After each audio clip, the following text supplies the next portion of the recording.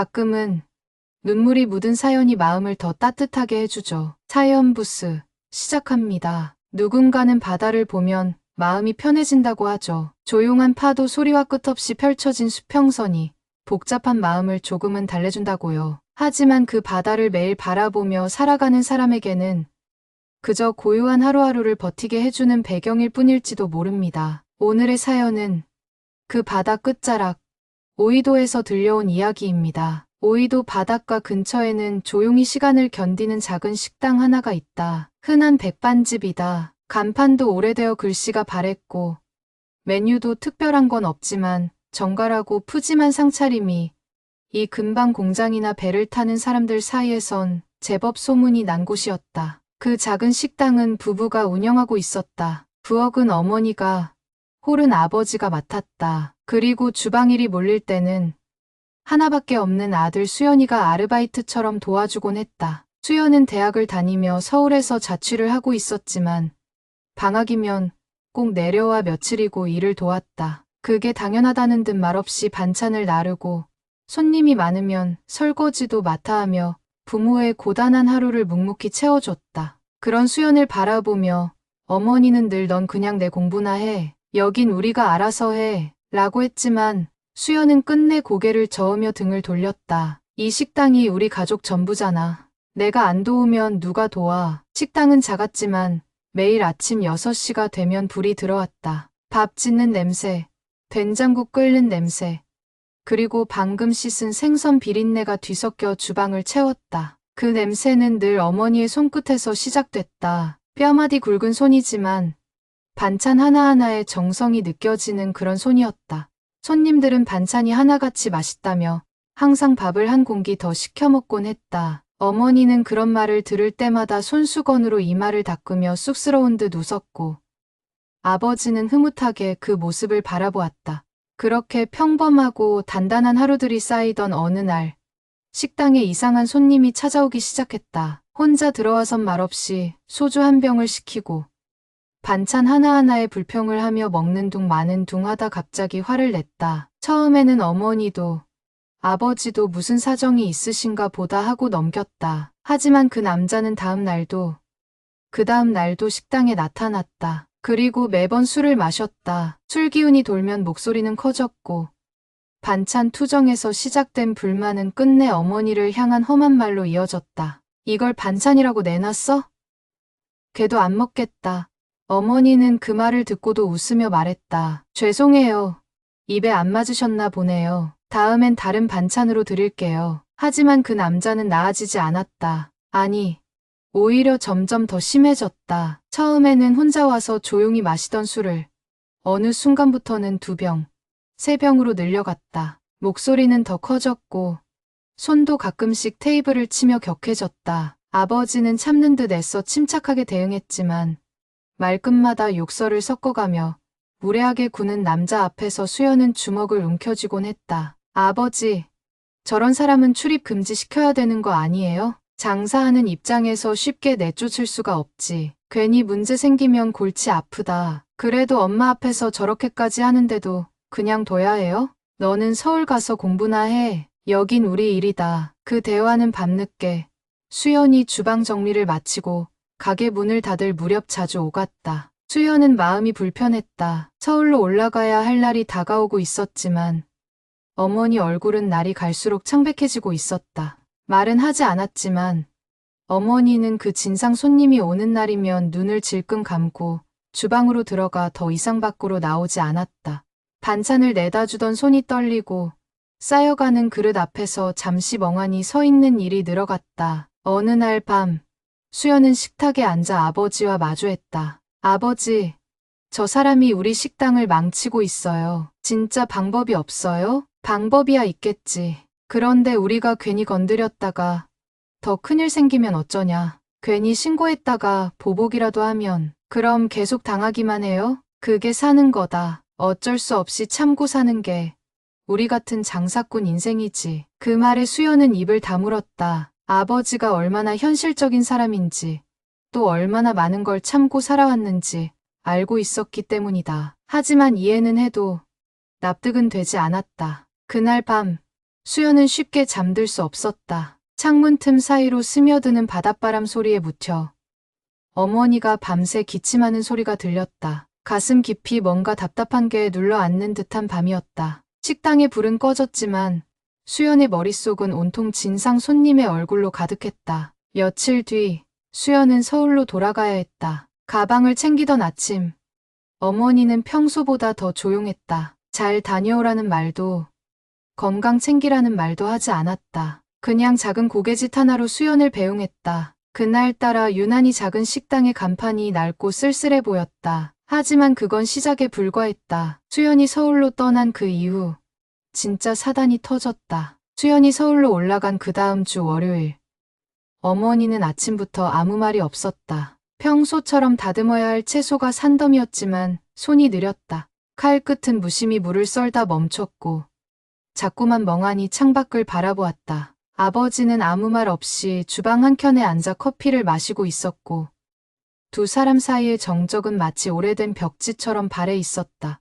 어머니는 평소와 다르게 식사를 하지 않았다. 그릇에 밥을 풀여다 말고 구역질을 하듯 입을 틀어막고 앉아버렸다. 여보, 어디 아파? 그냥 좀 울렁거려. 속이 안 좋아. 그 말을 끝으로 어머니는 그날 오후 주방에서 쓰러졌다. 손에 들고 있던 국자도 떨어뜨릴 새 없이 그대로 무릎을 꿇고 앉아 식은땀을 흘렸다. 아버지는 깜짝 놀라 달려왔고 손님이 앉아있는 와중에도 병원으로 데려갔다. 진단은 과도한 스트레스와 피로 누적. 병원 의사는 말했다. 이대로 계속 일하면 위험합니다. 당분간 절대 주방에 들어가선 안 됩니다. 하지만 어머니는 곧장 말했다. 식당은요? 우리 가게 어떡해요? 식당이고 뭐고 지금은 몸이 먼저예요. 아버지의 말에도 어머니는 침대에 누운 채로 눈물만 떨궜다. 그렇게 작은 식당은 어머니 없이 하루를 시작하게 됐다. 그날부터 아버지는 부엌과 홀을 동시에 맡게 됐다. 반찬은 전날 미리 어머니가 만들어 놓은 걸 데워내거나 아예 단촐하게 상을 차려냈다. 손님은 점점 줄었고 몇몇은 어머니 안 계시니 음식 맛이 좀 달라졌네 하며 숟가락을 놓고 나가기도 했다. 아버지는 말없이 고개를 숙였다. 그리고 다시 주방으로 들어가 남은 반찬을 하나하나 정리했다. 그 와중에도 그 남자는 빠짐없이 나타났다. 정오가 조금 지난 시간, 대낮부터 술에 취한 얼굴로 들어와 익숙한 자리에 앉아버렸다. 아버지는 그가 문을 열고 들어오는 순간 손에 들고 있던 접시를 덜컥 떨어뜨릴 뻔했다. 그리고 작은 한숨을 내뱉고 다가갔다. 어서 오세요. 오늘은 뭐 줄 건데? 어제는 고등어가 짜더만 오늘은 제육볶음 준비했습니다. 제육. 그건 네 마누라가 잘하는 건데 네가 해도 맛있겠냐? 그 말에 아버지는 대꾸하지 않았다. 조용히 주방으로 들어가 제육을 데웠다. 숟가락을 내려놓으며 남자가 또다시 말했다. 이 마누라 어디 갔냐? 설마 죽은 건 아니겠지? 그 순간 아버지의 손이 살짝 떨렸다. 하지만 아무 말 없이 상을 내어줬다. 그걸 본 다른 손님들은 눈치를 보며 식사를 마치고 조용히 자리를 떴다. 그런 날이 사흘, 나흘 계속되자 손님이 절반 이하로 줄었다. 그 진상 손님의 소문은 퍼져 있었고 마주치기 싫다며 다른 식당으로 가는 사람들이 늘었다. 아버지는 매일 식당 문을 닫고 돌아와 거실에서 텔레비전도 켜지 않은 채 앉아 있었다. 소파에 앉은 채 머리를 감싸쥐고 있었고 그런 아버지 앞에서 어머니는 아무 말도 하지 못했다. 가끔 식탁에 앉아 밥 한 숟갈 뜨다 그대로 손을 놓기도 했다. 수연에게 전화를 걸까도 했지만 전화를 걸면 아무래도 거짓말을 할 것 같았다. 괜찮다. 아무 일 없다. 잘 지낸다. 그런 거짓말을 하고 싶지 않아서 차마 손이 가지 않았다. 하지만 그날 밤 수연은 이상함을 느꼈다. 전화를 하지 않아도 늘 아버지의 카톡은 하루에 한두 번은 왔다. 짧은 인사, 사진, 오늘 반찬 사진 한 장이라도 보내왔던 아버지가 며칠째 아무런 연락이 없었다. 불안한 마음에 먼저 전화를 걸었다. 전화를 받은 아버지는 놀란 듯 서둘러 말했다. 수연아, 잘 있냐? 서울은 춥지? 아버지, 왜 연락 안 하셨어요? 무슨 일 있으세요? 아니야, 별일 없다. 그냥 좀 바빴다. 가게가 조금 정신 없었어. 엄마는요? 엄마는 며칠 좀 누워있다. 괜찮아. 별거 아니다. 아버지, 진짜야. 걱정 마라. 하지만 수연은 이미 느낌이 왔다. 목소리가 이상했다. 평소보다 한참 낮고 단어가 자꾸 엉켰다. 더 이상 듣지 않아도 알 수 있었다. 집에 무슨 일이 생겼다는 걸. 수연은 그날 밤 새벽 기차표를 예매했다. 오이도역에 도착했을 때 아직 해가 뜨기 전이었다. 가게로 바로 향한 수연은 철문 앞에서 깊게 숨을 들이켰다. 가게 문을 열고 들어서자 주방에서 익숙한 냄새가 났다. 제육볶음 냄새. 그런데 그 안에 어울리지 않게 탄 냄새가 섞여 있었다. 아버지는 후라이팬을 든 채 팬이 타는 것도 잊은 듯 멍하니 서 있었다. 아버지, 너 왜? 엄마는요? 방에 누워있다. 괜찮아졌다. 그 말과 동시에 수연은 문을 열고 어머니를 봤다. 앙상해진 얼굴, 창백한 입술. 어머니는 힘없이 웃었다. 서울은 추웠냐? 그 한마디에 수연은 속에서 뭔가 무너지는 소리를 들었다. 그리고 조용히 말했다. 이제 제가 지킬게요. 더는 안 참을 거예요.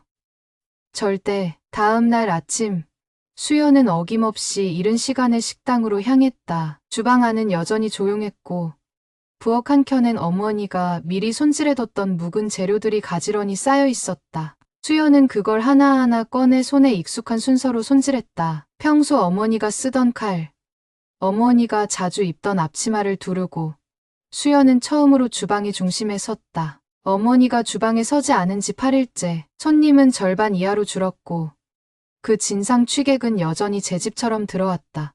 어머니 대신 들어선 수연을 처음 본 그 남자는 입꼬리를 비틀어 올리며 빈정거렸다. 애송이가 밥을 하냐? 서울 물 먹더니 요리사라도 됐어? 수연은 대꾸하지 않았다. 말로는 상대할 생각도 없었다. 묵묵히 반찬을 내고 손님들을 응대했다. 그런데 문제는 진상은 가만히 있지 않는다는 거였다. 그날 저녁 남자는 식당에 앉아 소주 3병째를 비우며 혼잣말처럼 중얼거렸다. 여자 하나 없다고 이 꼴이냐. 가게 꼬라지가 말이 아니네. 다른 데 가서 드시는 게 나을 겁니다. 수연이 말하자 남자는 잔을 테이블에 내리치며 소리쳤다. 뭐, 지금 나더러 나가라는 거야? 내 아비는 나한테 한마디도 못하더만. 애새끼가 깝죽대네. 그 말에 손에 들고 있던 쟁반이 덜컥 흔들렸다. 수연은 한 번 심호흡을 하며 다시 말했다. 저희는 조용히 식사하러 오시는 손님들 위해 일하는 사람입니다. 지금처럼 음주 후 고성방가와 욕설을 반복하신다면 더는 입장하실 수 없어요. 남자의 얼굴이 붉게 달아올랐다. 자리에서 벌떡 일어나 수연의 멱살을 움켜쥐려는 찰나 아버지가 뛰어나왔다. 그만해. 여기서 뭐 하는 짓이야? 왜? 네 마누라 없으니까 네 새끼도 같이 깝치게 놔두냐? 이 가게 아주 우습게 보는구만. 아버지는 진동하는 손으로 남자의 팔을 붙잡았다. 우리 가게입니다. 손님으로 오셨다면 손님답게 계세요. 남자는 어이없다는 듯 코웃음을 치며 뒤로 물러났다. 그래. 내일 또 올게. 오늘은 여기까지만 참지. 그날 밤 수연은 친구와 통화했다. 중학교 때부터 친구였고 지금은 법대를 다니는 친구였다. 고등학교 내내 법조인이 되고 싶다며 책을 끼고 살던 친구는 지금은 실습을 나갈 준비를 하고 있었다. 수연은 사정을 설명했고 친구는 조용히 듣고 있다가 물었다. 녹음은 해봤어? 아니, 매일 저러는데 뭘 녹음해. 그게 문제야. 반복되는 피해면 형사처벌 가능한 행위들이야. 협박, 모욕, 업무방해, 특히 영업장에서 저러는 건 강하게 대응할 수 있어. 너희 부모님은 계속 참으시는 거고. 근데 경찰에 신고하면 보복당할까봐.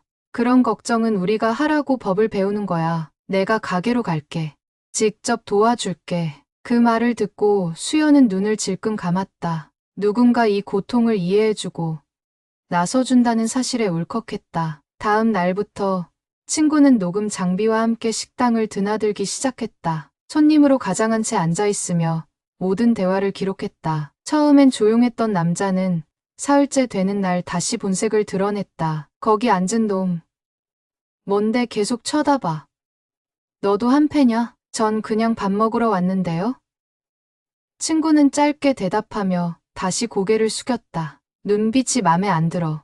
하여간 요즘 것들 싸가지가 없어. 수연은 그 장면을 끝까지 지켜봤다. 더는 두려워하지 않았다. 매일 쌓이는 녹음 파일, 욕설이 가득한 음성 증거, 그리고 함께 정리된 피해 상황 일지. 친구는 변호사 지망생답게 모든 상황을 문서로 정리해 주었다. 일주일 뒤, 수연은 경찰서를 찾았다. 친구와 함께 제출한 서류에는 상습적인 모욕, 폭언, 영업방해가 구체적으로 기재돼 있었다. 담당 경찰은 서류를 읽다 고개를 들었다. 이 정도면 강력하게 대응하셔도 됩니다. 혹시 CCTV 영상도 있나요? 네.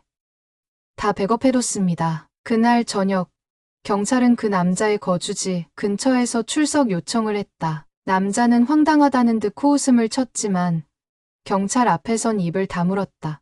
경찰서 앞에서 돌아온 수연은 부모님 앞에서 처음으로 웃었다. 이제 다시 오지 못할 거예요. 정말 그런 일이 가능했구나. 어머니는 눈시울을 붉혔다. 참아야만 사라지는 건 아닌 것 같아요. 우리도 지켜야죠. 우리가 피할 이유는 없으니까. 그날 밤, 작은 식당의 불빛은 유난히 따뜻해 보였다. 수연은 어머니가 써놓은 오래된 레시피 노트를 꺼내 다시 펼쳤다. 내일부터는 우리 손으로 다시 시작해요. 그 진상 손님이 발길을 끄는 날 이후 작은 식당은 다시 고요해졌다. 하지만 그 고요함은 예전과는 다른 종류의 것이었다. 손님이 갑자기 몰려든 것도 아니고 가게가 금세 활기를 되찾은 것도 아니었다. 다만 공기 중에 감돌던 긴장감이 서서히 걷히고 있었다. 수연은 매일 아침 가장 먼저 식당 문을 열고 가장 늦게 문을 닫았다. 그 시간 속에서 하나씩 잊고 있었던 것을 되짚어가기 시작했다. 주방 안에 다시 어머니가 들어오신 건 남자가 사라진 지 열흘이 지나고서였다. 그동안 침대에서만 생활하던 어머니는 수연이 닦아놓은 싱크대를 바라보다가 조용히 말했다. 이제 내가 해도 되겠니? 엄마, 아직은 무리하지 마요. 내가 다 할 수 있어. 그게 아니라 다시 냄비 잡고 싶어서 그래. 나 일하고 싶어. 그 말에 수연은 잠시 아무 말도 하지 않았다. 그리고는 미소 지으며 고개를 끄덕였다. 그럼 같이 해요. 혼자 하지 말고 나랑 같이. 그날부터 수연은 어머니 곁에서 요리를 배웠다. 지금껏 단순히 일을 도왔다고 생각했지만 막상 직접 식당을 책임지고 운영해보니 어머니가 매일같이 얼마나 치열한 시간을 견뎌온 건지 비로소 실감할 수 있었다. 불 앞에서 땀이 송골송골 맺히고 몇 초만 늦어도 반찬 맛이 달라지는 걸 경험하면서 수연은 말없이 고개를 숙였다. 어머니의 손놀림은 여전히 단단했고 칼을 쥔 손에는 세월이 그대로 새겨져 있었다. 엄마, 이 나물은 간장을 2번 나눠서 넣어요? 응. 한 번에 다 넣으면 짜. 불 끈 뒤에 조금 더 넣어야 간이 스며들지. 아, 그래서 그 감칠맛이 나는 거였구나. 그 맛 하나 잡는데 10년은 걸렸어. 내가 이제부터 시작하면 5년쯤엔 나보다 나아지겠지. 그럼 5년 동안 같이 해야겠다. 그쵸. 그 대화 중 어머니는 처음으로 소리 내어 웃었다. 그 웃음소리에 주방도 환해진 것만 같았다. 수연은 매일 손으로 직접 재료를 만지고 어머니와 도마를 사이에 두고 서 있는 그 시간이 소중했다. 비로소 가게가 가족의 공간으로 되돌아오고 있었다. 한편 아버지는 여전히 말수가 적었다. 이전보다 조금 더 천천히 움직였고 자주 주방 입구에 서서 두 사람을 바라보기만 했다. 말 대신 행동으로 마음을 표현하는 사람인 걸 알기에 수연은 그 침묵조차 따뜻하게 느껴졌다. 하루는 수연이 불 앞에서 제육을 볶고 있는데 아버지가 조용히 옆에 와 말했다. 내가 오고 나서 엄마 얼굴에 주름이 덜 졌다. 그래요? 사람이 괜찮다는 말은 그냥 듣는다고 믿어지는 게 아니야. 누가 옆에 있어야 믿게 되지. 저는 이제 계속 옆에 있을 거예요. 여기 있으니까 내가 뭘 해야 하는지 알겠어요. 그날 밤 어머니는 식탁에 앉아 수연에게 이야기를 꺼냈다. 사실 너 어릴 때는 이 식당이 너무 싫었어. 왜요? 내가 학교 마치고 와도 나는 늘 주방에 있었잖아. 도시락도 제대로 못 사줬고 내 친구들 생일에도 한 번 못 따라가 봤고 늘 미안했어. 난 그런 거 기억도 안 나요. 엄마가 없었다고 생각한 적 한 번도 없어요. 하지만 나는 늘 죄책감이 있었지. 그러면서도 장사라도 안 하면 널 어떻게 키우나 싶어서 그 감정에 묻고 살았어. 그런데 내가 여기 와서 아무 말 없이 일하는 걸 보는데 속이 다 뒤집히더라. 내가 너한테까지 이 식당의 짐을 지우고 있구나 싶어서. 짐 아니에요. 엄마, 이건 우리 가족 이야기잖아요. 누군가에겐 밥집이지만 나한텐 우리 가족의 시간이고 기억이에요. 그래서 도와주는 게 아니라 지키고 있는 거예요. 그 말을 들은 어머니는 수연의 손을 꼭 잡았다. 그 손은 여전히 거칠고 온기가 깊었다. 수연은 어릴 적 엄마 손을 잡고 처음 우이도 바닷가에 갔던 날을 떠올렸다. 해질녘 바다를 배경으로 어머니가 웃으며 해준 말. 우리 여긴 오래오래 있을 거야. 그 약속은 오래전에 묻혔지만 지금 다시 꺼내도 전혀 낡지 않았다. 그날 저녁 작은 식당에 단골 손님 한 명이 다시 돌아왔다. 오랜만입니다. 그 사람 요즘 안 보이네요. 네. 다시 오지 못할 거예요. 다행이네요. 여기 밥이 그리워서 왔어요. 언제 와도 따뜻한 집밥 같아서요. 그 말에 수연은 고개를 숙이며 대답했다. 다시 오신 것도 따뜻하네요. 고맙습니다. 그리고 그날 밤 어머니는 처음으로 수연에게 물었다. 너 혹시 방학 끝나도 계속 여기에 있을 생각이야? 응, 지금은 이게 내 자리 같아서. 그 말에 어머니는 눈을 감았다. 그리고 조용히 아주 작은 목소리로 말했다. 그래 줘서 고마워. 진상 손님이 경찰 조사를 받고 나서 작은 식당은 조용해졌다. 매일 점심 무렵이면 들리던 거친 욕설도 주방을 맴돌던 불안한 긴장감도 자취를 감췄다. 처음엔 손님들도 조심스러워했지만 시간이 조금 지나자 다시 익숙한 얼굴들이 하나둘 가게 문을 열고 들어왔다. 단골 손님 중 한 사람은 수연을 보고 말했다. 아드님이 그분이죠. 그 사람 쫓아낸 용감한 아드님. 수연은 민망한 듯 고개를 숙였고 아버지는 작게 웃으며 말했다. 우리 아들이 요즘 주방 대장이에요. 어머니는 여전히 완전히 회복되지 못했다. 몸은 나아졌지만 마음은 쉽사리 돌아오지 않았다. 식당에 나와도 한 발 물러선 채 그저 조용히 재료를 다듬거나 먼지가 앉은 선반을 닦는 정도였다. 그 모습을 본 수연은 말없이 앞치마를 두르고 부엌 한가운데로 들어섰다.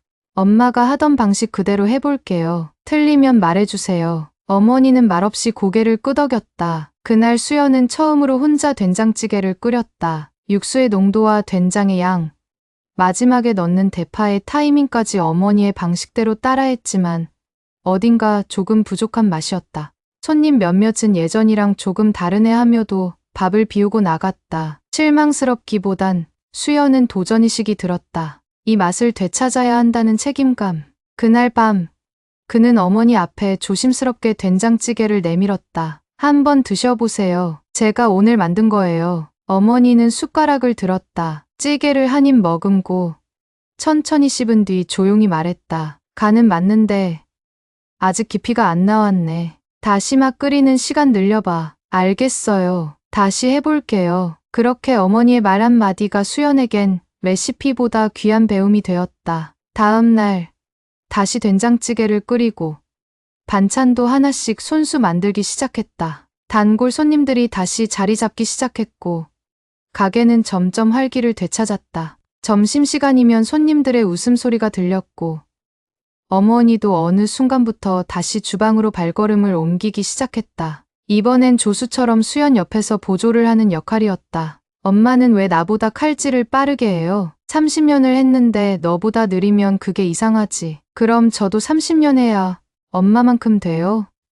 아니, 15년만 해. 넌 똑똑하니까. 그 대화 속에서 어머니의 웃음이 돌아오기 시작했다. 주름진 눈가가 다시 반짝였고 손끝에 힘이 돌았다. 하루는 오래된 손님이 찾아왔다. 검은 가방을 맨 채 주름진 셔츠를 입은 중년 남성이었다. 어머니는 그를 알아보지 못했지만 그는 조용히 자리에 앉으며 말했다. 아드님이 이 집을 지켰다면서요. 대단한 친구네요. 아, 네, 그냥 가족 일이라서요. 그게 쉬운 게 아니에요. 나도 아들 있는데 그런 일 생기면 도망부터 칠걸요. 그는 밥을 다 먹고 나가며 따뜻한 눈빛으로 수연을 바라봤다. 잘 지키세요. 이런 식당, 이런 집 많지 않아요. 그날 저녁 어머니는 거실 소파에 앉아 있었다. TV는 켜져 있었지만 아무 소리도 들리지 않았다. 수연이 옆에 앉자 어머니는 갑자기 입을 열었다. 너 서울로 돌아갈 생각은 없니? 없어요. 안 그래도 말하려고 했는데 수연은 조심스럽게 어머니의 손을 잡았다. 이제 이게 제 자리 같아요. 도망치고 싶었던 시간도 있었지만 지금은 여기가 제일 마음 편해요. 어머니는 말없이 고개를 끄덕였다. 그리고 수연의 손을 천천히 감싸 쥐었다. 며칠 뒤 가게 문을 닫고 나서 세 식구가 함께 바닷가로 산책을 나갔다. 석양이 붉게 물들고 있었고 바다 내음이 가볍게 감겼다. 아버지는 손에 생맥주 한 병을 들고 조용히 벤치에 앉았다. 이런 날도 오네. 다 망할 줄 알았는데 망할 리가 없죠. 여긴 아버지랑 어머니가 지킨 곳인데 지켜야겠다 싶으면 사람이 변하긴 하나 봐. 맞아요. 그래서 이제는 제가 지켜보려고요. 여기 엄마의 레시피도 아버지의 마음도 다. 어머니는 말없이 하늘을 바라봤다. 그리고 아주 작게, 정말 작게 속삭였다. 지켜줘서 고마워. 그날 밤 수연은 주방에 홀로 남았다. 작은 노트를 꺼내 첫 장을 넘기고 거기에 한 줄을 썼다.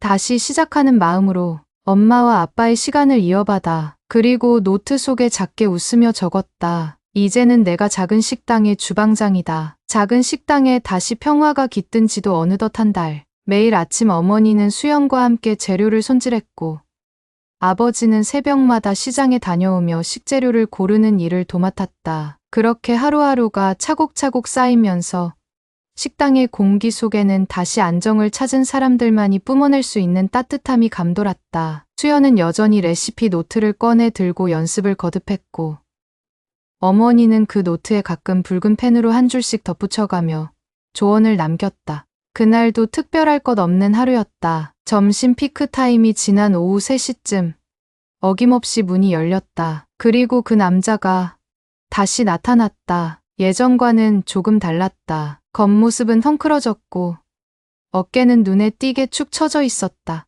주변 사람들과 눈도 마주치지 못하고 고개를 푹 숙인 채 식당 안으로 들어섰다. 순간 주방에서 손질을 하던 수연의 손이 멈췄다. 어머니는 그를 보는 순간 얼굴이 굳었다. 그리고 아버지는 천천히 자리에서 일어나 다가갔다. 왜 오셨습니까? 짧고 단호한 말이었다. 아버지의 눈빛엔 분노도 두려움도 없었다. 단지 명확한 선을 긋는 사람의 태도였다. 남자는 고개를 들지 못한 채 작게 중얼거렸다. 그냥 미안하다고 전하고 싶어서 죄송합니다. 그 목소리는 이전의 오만함도 비웃음도 없이 바닥을 긁는 듯한 기색뿐이었다. 수연은 조심스레 주방에서 나와 어머니 앞에 섰다. 어머니는 잠시 눈을 감았다가 다시 떴다. 그리고 조용히 말했다. 이제 그만 가주세요. 여기 다시 오시면 경찰에 신고하겠습니다. 남자는 고개를 끄덕였다. 무엇이라 변명할 여지도 없었다. 그렇게 돌아서려던 그의 손목을 누군가 붙잡았다. 바로 한 손님이었다. 그 손님은 예전부터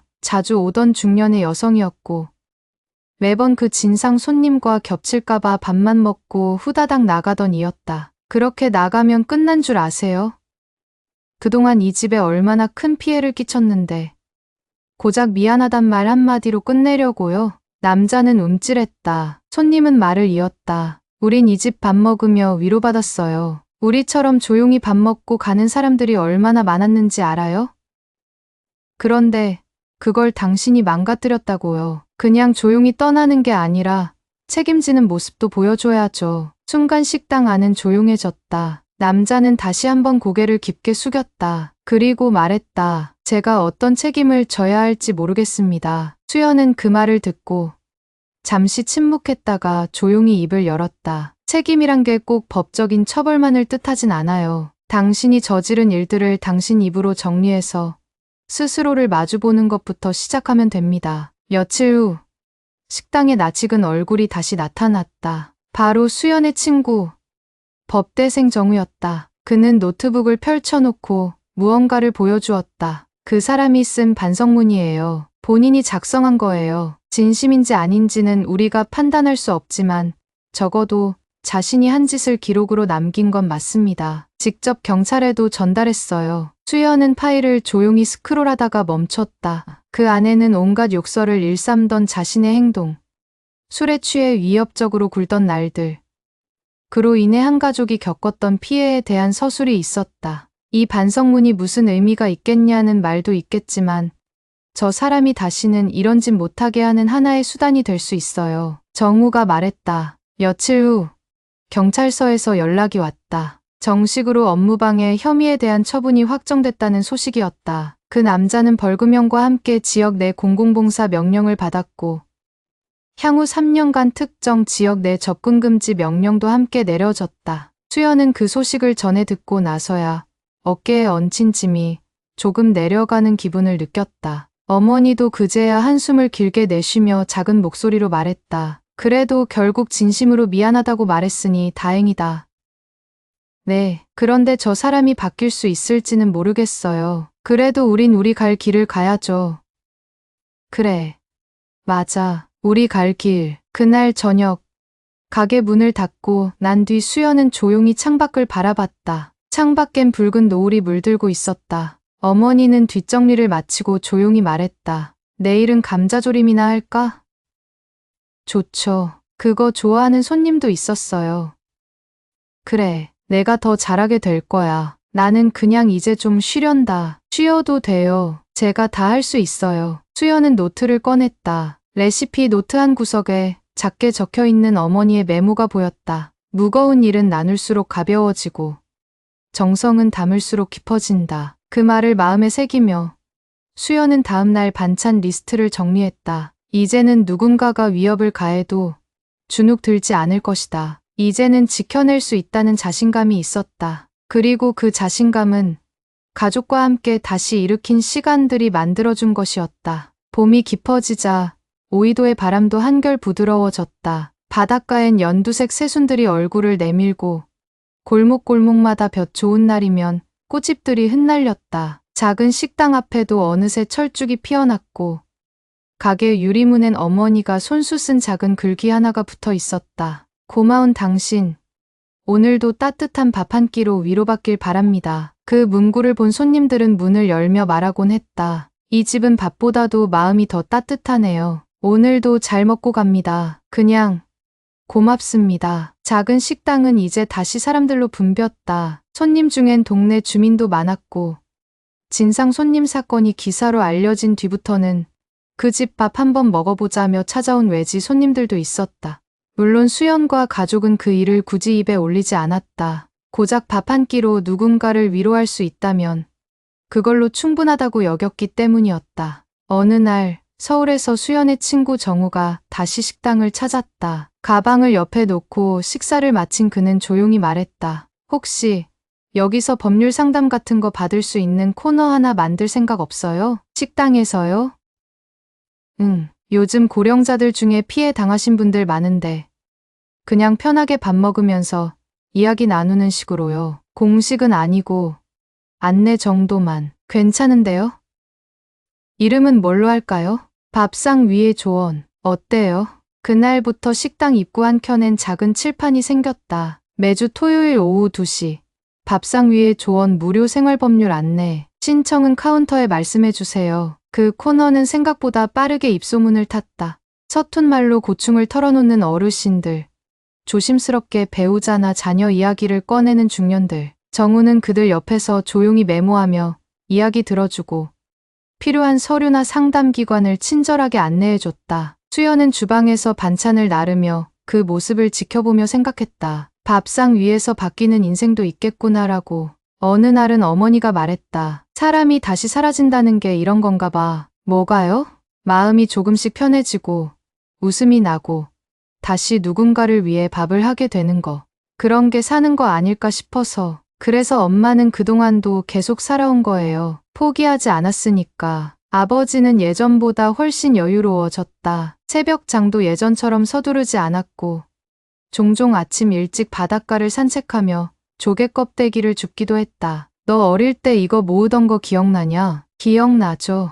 나중에 목걸이 만든다고 호주머니에 모래까지 담아왔잖아요. 내가 그렇게 말했지. 이건 엄마한테 줄 거예요. 그래서 나도 같이 모았었는데 세 사람의 대화는 자주 과거로 돌아갔다가 다시 현재로 흘러왔다. 어릴 적 기억은 상처도 있었지만 그보다 더 많은 정과 사랑이 있었다. 수연은 요즘 들어 매일 그 시간을 되새김질했다. 그것이 자신을 지탱하는 힘이 된다는 걸 새삼 느끼고 있었기 때문이었다.